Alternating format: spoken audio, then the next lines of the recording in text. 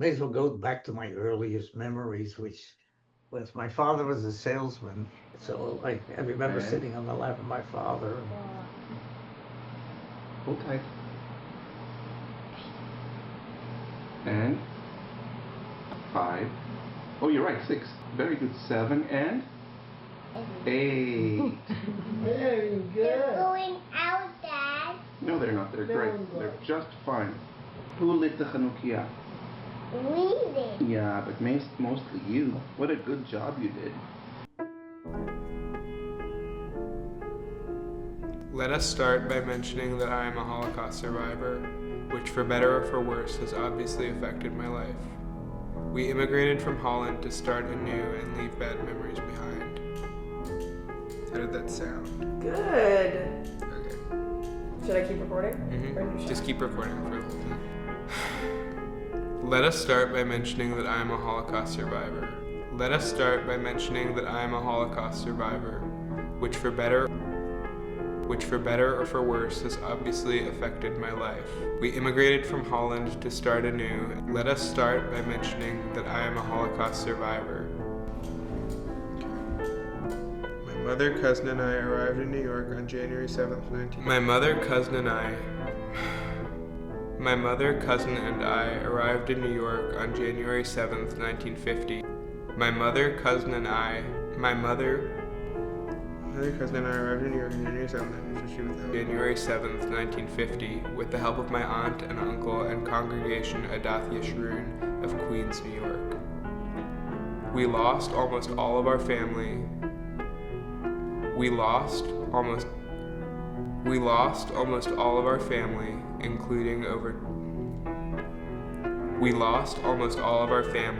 which included over 20 children of all ages, including several babies.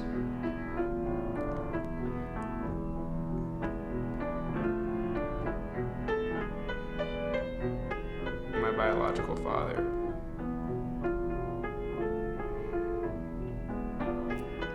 My biological father.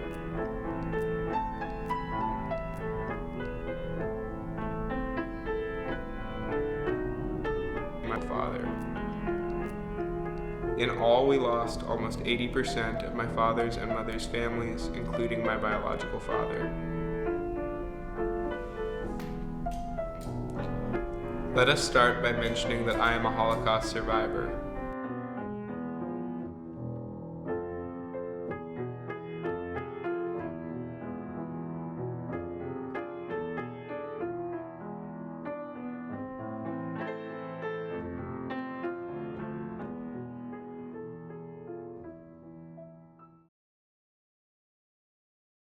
Hi, I'm Leo Roos, or Rose as it's really supposed to be pronounced, except in the US, they don't believe in that.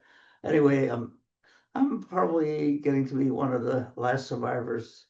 In San Diego at the moment, we have 8, and we're all trying to tell our story, and more importantly, we're all trying to teach future generations actually what happened. So that's my story at this point.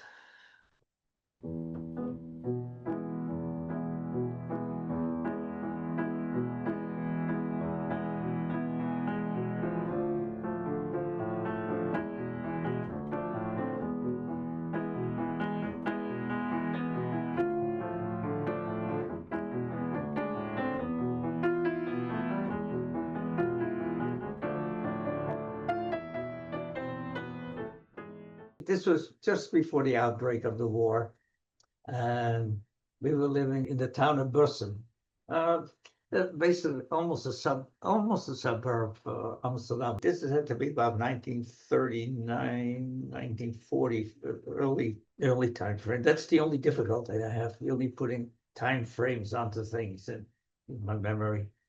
But I do remember my Bram and my father, Andries, were fixing watches and clocks. And that's what they could do. They couldn't travel anymore. This was so it had to be after 1940 because they were not allowed to travel anymore. With my cousin Lainey, and Lainey was the third or fourth girl in the family, and I was still the only boy. So, so it was Lainey's birthday, which was August the 20th.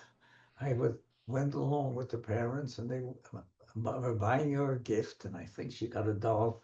But boy, did I get a fancy wagon to play with. I remember that so clearly going. I shared it with her, but that I do remember we were playing on the floor, and that I, and that's when the memories changed again, because I know the next set of memories came in Amsterdam. This was 1940, and on May 5th, my mother and I were living on the south of Amsterdam. I was supposed to go to the doctor there, get my tonsils out. And on May 5th, the war broke out, or sometime around there. He was called to the front, just like my father. So we came to the doctor. My mother rang the doorbell. The nurse came out and said, "No, the doctor isn't in, and you can't have his tonsils taken out." So I still have them. Then I get quite a break in the. I don't know how I got there. I know how I lived there, which was very good. But this was basically an orphanage, children's home, and this was in the town of Heemstede, which is about 25 miles, maybe 20 miles outside of Amsterdam. Together with Leni, parents were smart enough, for my father and my mother too, to realize that we were in danger, because he'd heard the stories, and he was part of the resistance already at that time. By the way, it was not a nice place, but it's the best that you could do, I think, under the circumstances. It was raided at night by the SS. Now, that means somebody had to give away what was happening, that they were hiding Jews. I'm dark haired, so that makes them suspicious anyway. But all the boys were made to, even as a 4 or 5 year old, I was made to drop my pants, and I remember being embarrassed, not realizing they were looking for circumcision, which was very uncommon at the time among the Dutch. But I do remember of the night we went in a Staffelwagen. If you look at it now, you see a Mercedes, the box like Mercedes, but the sirens going to going back to Amsterdam. I don't think they knew what to do with me, so they dropped me off at the adult center, where they concentrated all the Jews that they were going to send to the camps. That was your last stop in Amsterdam. I don't know if the following day or a day later, I was put with, it's a theater. Part of that was converted for children that they had captured or whatever during the raids. The adults had one section, the kids had another section. They say about 5,500 kids went through there. I remember getting dressed one night and a heavy jacket on and my cap on and my hair hidden as best as they could. I was one of 600, and they say 650 children. The nurses, some were Jewish, some were not, staff, some doctors, some none. There was a school behind us, and the school was a lyceum. The students there and the teachers were helping the nurses and the doctors and all the aides that were there to smuggle as many kids as they could out through the school, out back into the normal population. Once they got out of the school, mostly the resistance picked up the children and put them into hiding. Of the 650 children, roughly about 300, they said, survived. So, it was still a mess. But here I am. So that's all I can say about that part. It wasn't quite so simple as taking the child out. Then they had to manage the records and show either that we already had left or whatever. That was up to the staff, and they certainly did their job, which was also dangerous if they got caught at it. At that point, whatever they did was dangerous. Now, as I mentioned earlier to you, my father was in the resistance. I don't know how they knew, but I was reunited with my parents. So, no, so there was obviously some connection there.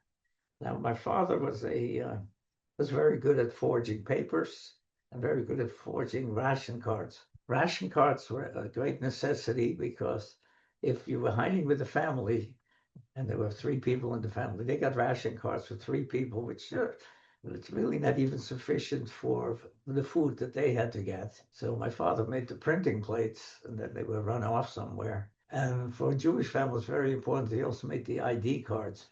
And I still have a copy of my mother's fake ID card and also some of the ration cards. So anyway, I was reunited with my parents. According to my mother, I got very sick. They had to call a doctor, came in and came back a couple of times. And we were obviously in hiding at that point, and we were in the attic, and you had the window, and you could walk from the way the roofs are connected, you could just walk from one house to the other. A couple of men came, and they were installing a shortwave radios to get Radio Holland out of England. You know, there's a time it still had tubes in the radio; they weren't that strong, so they put up the antennas, and they saw me, and that was not a good thing. So a couple of days later, they moved us to another family. The next apartment, we were on the second floor of a third-story building. There were people living there, but when the family that we were staying with had to leave for the day to go to work, we couldn't flush toilets. We couldn't really run water. They left the water out, and I couldn't do anything. So I remember my father teaching me the tables, multiplication tables, and learning to read. And my father was a big stamp collector, but he had stamps that he couldn't use, and that was my collection. Well, they didn't have 8mm movies at the time, but they did have black and white slides, and he had a device for that, thrown on the wall, and you could. The other thing is you could use that to make animal figures, and I remember him doing it with his hands. You've seen that, so you know, the little things that you remember. About 2 months there, resistance decided that, okay, this is long enough in the center of Amsterdam that we better move you. That's the first time I got outside again for a couple of hours because they had to take me on a bicycle to another location. They did have seats on those bikes in those days, and you can hold on to the handlebar, and that's how we went. So I remember holding onto the lamp. I mean, it was fun. It's basically, but it was cold. It was late at night. So dark. So this is the first time I escaped from the Germans, and a little bit beyond that, the 9 lives type thing. I went outside without my Jewish star on, the yellow star that everybody had to wear, and neither did my parents. Now all 3 of us were separated. If something happened, if one was caught, the other 2 would still manage to get away. And it was all done by the resistance. They were cool. I remember my father's cell contact was a man who they couldn't send to work camp because one leg was shorter than the other, and he had a block on the pedals of his bicycle. That's the one I remember taking me, and he took it a couple of times. So we moved to several locations in Amsterdam that time. Went from Amsterdam Oost, I think. Finally, they moved us to the northern part of Amsterdam, which there was an island, I guess, because there were canals that separated it from the main part of Amsterdam. His husband had been sent to a concentration camp, and they knew about that. And she had 3 sons. For the first time, I had a friend, same age as I, but they went out during the day, but she was home. So I had a little bit more movement there than we did in the other places. Still couldn't run around because her children weren't around, so neighbors below us couldn't. And you never knew that neighbors could have been very safe, but you know, they're not going to take chances. We had games, and you know, it was all indoor place. They had some trucks and, you know, the trucks and cars that you go out on the floor with. And the one thing that I still remember clearly, the Germans shot down I don't remember whether it was a Liberator or but there was one of the big bombers that was shot down over Amsterdam. I saw them jump out of the plane. How many came out of the plane, I don't know. So what we did hear, whether it's really true or not, is that they all escaped because the Dutch resistance got there before the Germans did. Again, like I said, my father was a pretty valuable member, even though he was in hiding. And so they felt that Amsterdam as a whole was getting too dangerous, not only for us, but the people who hit us. They got caught. They could go to concentration camp. They would shoot whole families. They didn't care. So there were other people like my father that they moved on a very regular basis. Unlike Anna Frank, who stayed in one place, they learned from that one very quickly. Don't do that. There's always somebody who will find out, and just keep moving. At that point, you know, then after in Amsterdam North, they felt that the whole area around Amsterdam was just just a little bit too dangerous. And if you could move out of the city, it's much more difficult to patrol for the Germans. The likelihood of getting caught would be less. So they first moved us to the town of Ada, which was not, evidently, were not to be trusted. Turned out they did it for money, not for anywhere else. I think we were there less than 3 or 4 weeks and they took us right out. Then we moved to the town of Hailstone. That was 1944. And now my memories are starting to really sharpen up. Yeah, Normandy had already occurred. The Allies were moving north. We stayed in the house of the pastor, the Lutheran church.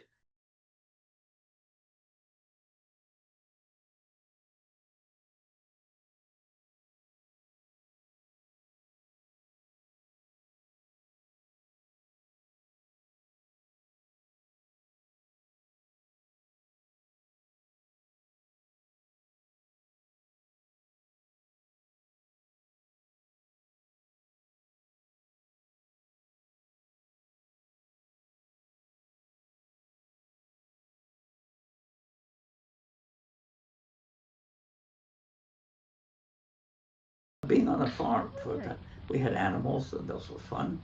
And you had your own garden and you could do different things.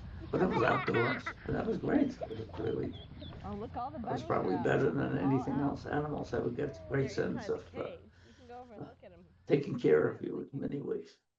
These were free-range chickens, by the way, and they laid their eggs everywhere. So it was for us to find the eggs that they played in places that this is basically a barn. And upstairs there was a haystack, and you could climb up the ladder. And that's the one place we were not allowed to go and find the eggs because there was a lot of ammunition and guns underneath the hay. So that was forbidden for us. But otherwise, we had to go the strangest places where they could lay eggs.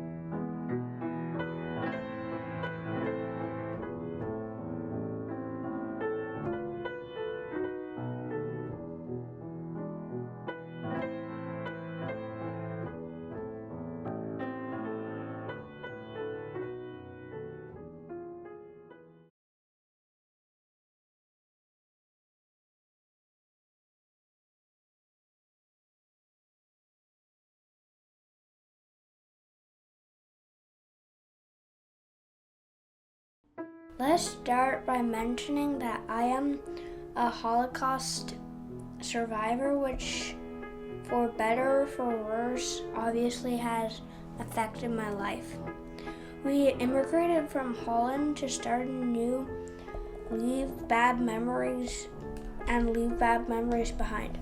My mother, cousin and I arrived in New York on January 7th, 1950, with help of my aunt and uncle and congregation Adolf Yersham in Queens, NY. We lost all of our family, which included over 20 children of all ages, including several babies. In all, we lost among 80% of my father and mother's families, including my biological father.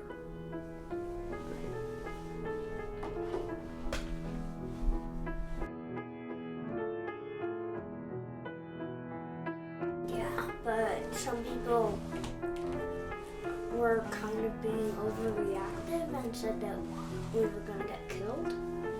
But I was like, it's fine, guys, we're not gonna get killed.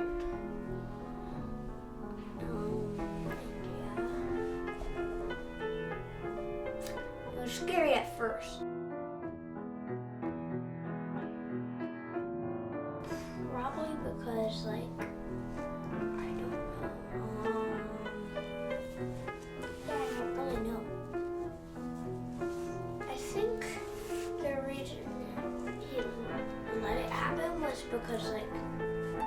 was a war and it was overwhelming. Probably because like we don't follow his commandments. That or just like just natural. Usually it's just natural. Yes. But I believe that I've never seen him. Or never heard him.